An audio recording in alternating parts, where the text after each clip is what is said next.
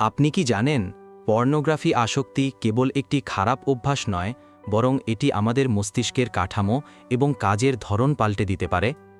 আজকের ভিডিওতে আমরা জানব পর্ন আসক্তি কিভাবে মস্তিষ্ককে ক্ষতিগ্রস্ত করে এবং এর প্রভাব আমাদের জীবনে কোথায় গিয়ে দাঁড়ায়। পার্ট 1, মস্তিষ্কে ডোপামিনের ভারসাম্য নষ্ট হওয়া।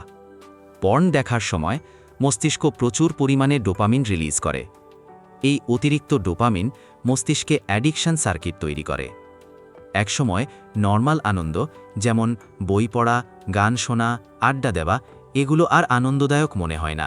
ফলে বারবার আরও নতুন চমকপ্রদ কন্টেন্ট খুঁজতে থাকে মানুষ। পার্ট 2, মনোযোগ ও স্মৃতিশক্তির ক্ষতি। গবেষণায় দেখা গেছে পর্ন আসক্তি প্রিফ্রন্টাল কর্টেক্স দুর্বল করে দেয়।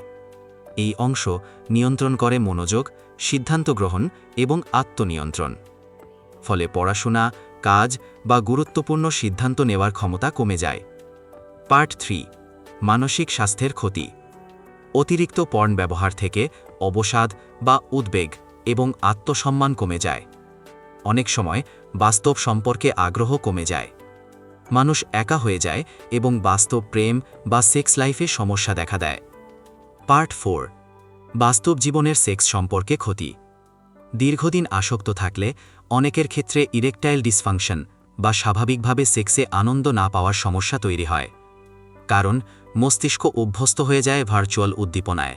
বাস্তব অভিজ্ঞতা তখন আর তেমন উত্তেজনা দেয় না। Solution and awareness. পর্ন আসক্তি কাটানো সম্ভব, তবে সচেতন হতে হবে। সময় কমিয়ে ধীরে ধীরে এড়িয়ে চলুন। মেডিটেশন, ব্যায়াম, নতুন শখ এবং বন্ধুদের সঙ্গে সময় কাটানো, এগুলো সাহায্য করে। প্রয়োজনে বিশেষজ্ঞ বা কাউন্সিলরের সাহায্য নিন।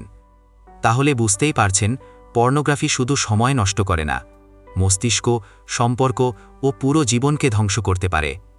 আপনি যদি সচেতন থাকেন, আসক্তি থেকে বের হওয়া সম্ভব। ভিডিওটি যদি ভালো লেগে থাকে তবে লাইক দিন, শেয়ার করুন এবং চ্যানেলটি সাবস্ক্রাইব করতে ভুলবেন না।